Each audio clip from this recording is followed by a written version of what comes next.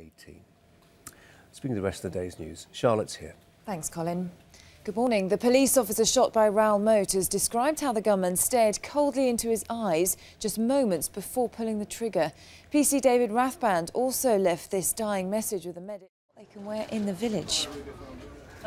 Now, it's been a mystery for years, but scientists believe they finally cracked it. And I can exclusively reveal the chicken did come before the egg. Researchers have found that the hard shell of an egg can only be made by a protein found inside a chicken's ovaries, and they say that that's proof that to get an egg, it has to have existed inside a chicken. So that had to have come first. Murder a boiled egg. There you go. So Charlotte. now you know. Thank you very much.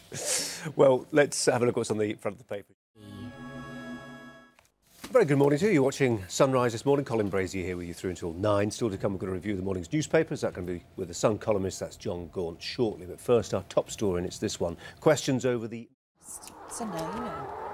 Speaking of hard-boiled, John Gaunt's here. Oh, well, we can all sleep easy now we know about the chicken and the egg. God, dear me. Life's worth living. Take us through the morning, newspapers. Colin. Good morning to you, John. And you start with the Sun. Yeah, we've got to start with this. I mean, this is a fantastic exclusive in the Sun today. It's the shot copper, of course. Moat stared silently before blasting me in the eyes. As Charlotte was just saying in the news, PC Rathband has now lost the sight in both of his eyes. It's an amazing line he says at the end here. He says... this is life-changing. It is not life-wrecking, which it would have been if he had succeeded. So I just have to be grateful for that. Magnanimous, this man. It so is, far, and also, I mean, we had the Police Bravery Awards last week as well, and it just again proves how our thin blue line, how most of the men and women who serve in it are just incredibly brave and put duty first. But also, I think it does bring up the subject of how we should routinely arm our police. I mean, earlier in the story, he talked about he texted his kids that night and said he was out looking for a man with a gun. I mean, I just think it's now time to fight fire with fire. I don't agree with the old idea that if you arm the police and up the ante, the villains will carry more guns. They're already carrying them. There are crazed gunmen out there on the streets, and I think they need better protection. Our police. Last poll by the Police Federation, of course, their officers didn't want it by a small minority. But I spoke to Paul McKeever, the chairman of the Police Federation, last week, and he was making the point that maybe there's a need for another vote on the subject. See, you've surprised me. I thought you were going to say it's a useful corrective to all those characters who are putting stuff on Facebook pages saying what a hero Moat was. Actually, this guy sitting in his car, he's lost his sight. That's right. I want to talk about that in the next one, because this is a 5-page exclusive, and you're right, the PC talks about that as well. It is sick the way people are making out that Moat is some sort of hero. No, he's not. He's a scumbag. News at sky.com, if you have a view on either of those elements of that story. So, the Express. Oh, the Express, I mean, the front page here. France votes to ban the burqa. Pressure mounts for Britain to follow suit. Well done to France. Only one person voted against it. There's a threat from Al-Qaeda, which they say they will seek dreadful revenge on France. Well, let's see if they do, shall we? I mean, you know, I find it amazing when we have so many liberals and left-wingers who say, oh, no, it's only a piece of cloth, why are you getting upset about it? But this is a piece of cloth that basically makes women second-class citizens. There's no place for the burqa in modern 21st century tolerant Britain. It was the feminists within the Socialist Party in France who were actually leading this to a degree. But not over here. What do you say to those who argue, well, look, you know, how do you apply it? How on earth do you apply it? I mean, if it's a cold day, somebody puts a balaclava on, you're going to nick them. Well, no, but in France what they're going to do is they're going to wait for 6 months so that people get the message, and then they're going to say they're not going to allow it. Well, it's already like that. You walk into a bank with a balaclava on or a crash helmet, they'll tell you to take it off. Why should you be able to walk in with a burqa? And let's not forget... Well, the helmet's not an expression of my religious beliefs, is it? That's right. Well, is it, though? There's nowhere in the Quran does it say you have to wear this and go around looking like a 400-year-old Dalek. Let's be absolutely straight about this. You'd already have to take off your balaclava, and one of the bombers, failed bombers of the 14th of July, escaped justice wearing a burqa. That's why it's important. Charlotte? It's a security issue. But the thing is, do you really think that these women are now going to rip off their burqas and go walking around the streets without them? No, of course they're not. They're just going to stay at home and they won't go out. So, what kind of solution is that? Well, it's not a solution, is it? And what we need to attack, as they said in France and Italy, is the men who are making them wear these burqas. And also, it is now being worn increasingly as an act of defiance. And what we need to say is, this is Britain. Let's now integrate. If I went to Saudi Arabia, my daughters and my wife would dress modestly, and Lisa wouldn't drive, thank God, or thank Allah. And that is the rules. When in Rome, why do we pussyfoot around this subject? No, end of. let's ban the burqa here. 99%, according to the Express, of their readers want a ban. Well, let's at least have the referendum. Let's at least have the discussion. If I'm wrong, that's fine. Here you go, John. You've got another chance to rattle some liberal sensibilities. Well, they won't like that. They won't like that. Because the Daily Mail's got this story about what they call recreational rioting. Yeah, I was in Belfast on Saturday night and Sunday doing a TV show on Sunday morning for the BBC, and I met a guy in the bar, and I was talking away, and I said, it's very quiet. He said, oh, that's because of the parades. And I'd never been to Northern Ireland before. And he said it's like a ghost town because the parade was going to be on Monday. Yeah. And he said everything closes down. Now, he was a Republican, let's be straight about this. And he told me his side of the story. And then we see this happen.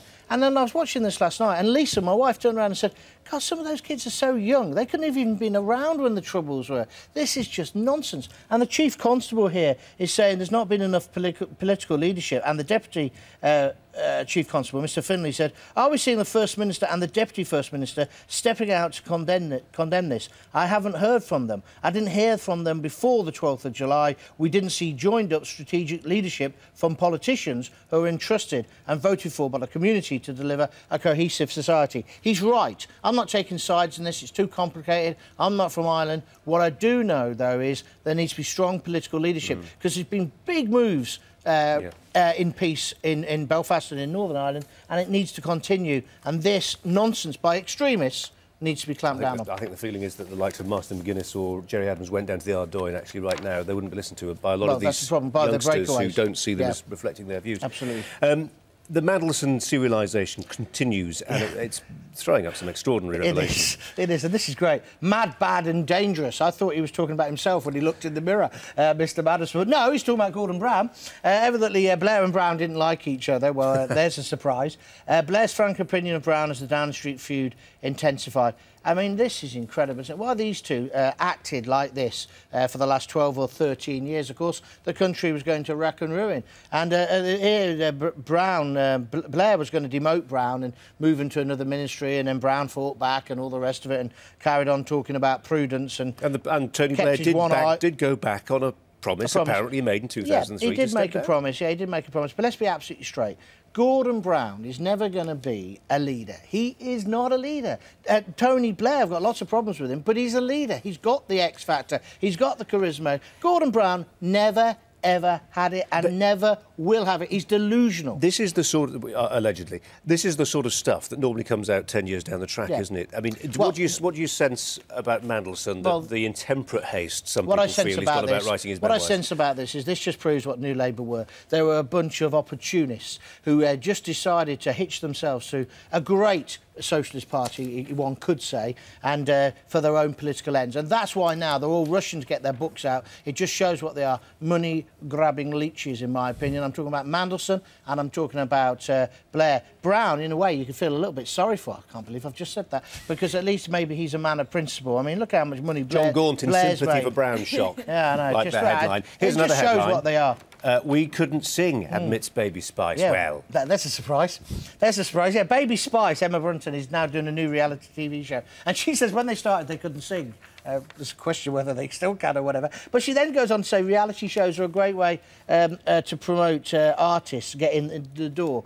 Well, yes and no. I love the way Simon Cowell's reinvented Saturday Night TV, but there's still a need, isn't there, for proper rock and roll. There's still a need for small pubs to have bands on without all these entertainment laws that stop them doing it during the Labour reign. You know, what we really want is original music. We know this is the home of The Who, the Beatles, the Rolling Stones, the Specials and the Enemy, and we've got now Subo, a karaoke singer. You know, it's just an absolute joke. And I think everything in proportion. And I think it's great that she says she couldn't sing, and most of the other karaoke stars that Cowell's made into so-called stars can't either. OK. All right. If you've got any views on what John Gaunt's got to say, you might have. News@sky.com. We'll put them to him in the next hour.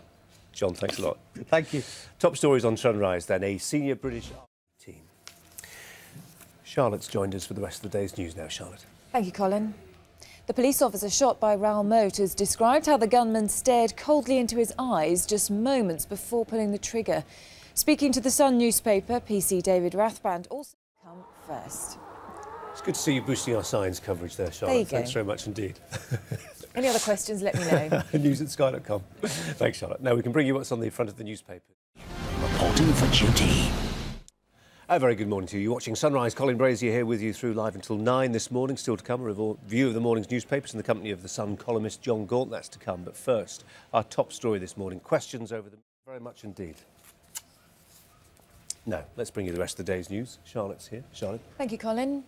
The police officer shot by Raoul Moat has described how the gunman stared coldly into his eyes just moments before pulling the trigger. Speaking to the Sun newspaper, PC David Rathband also...